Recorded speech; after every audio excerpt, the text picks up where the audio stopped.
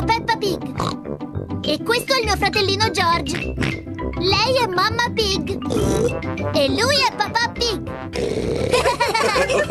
Peppa Pig. Fessa mezzo.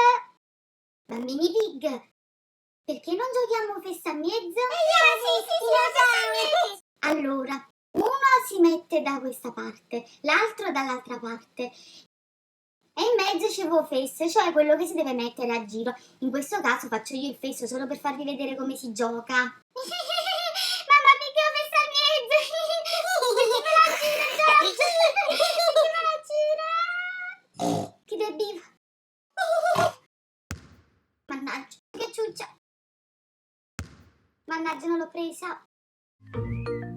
George non riesce a tirare la palla oltre Mamma Pig. Mannaggia, non si è butta manca la palla volare.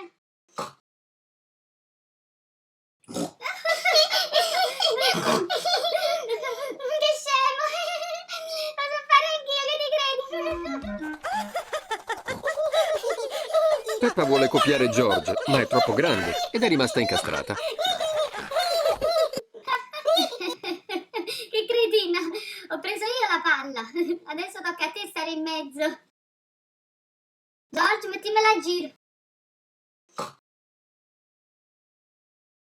Tiè, George, vada a cagna. Aspetta, la palla va dietro, va. Oh, via. Che bello lui. Che scema, figliana. Aviglia? Oh, tiè. Oh, calma! Basta, mi sono stufata. Ci vorrebbe un fesso autentico per questo gioco. Che fesso di George? Ma che è sto bordello? Ma avete sciutato? Guarda, mamma, lo bussi in fabula, guarda! C'è papà! E lui sì che può giocare con noi, lo dici sempre che fesso. Bella figlia, mi piace. Acchiappa! Aiuto molino, te. Ma dai, pescaso. Tu i fesso fanno uno sano. L'unione fa la forza.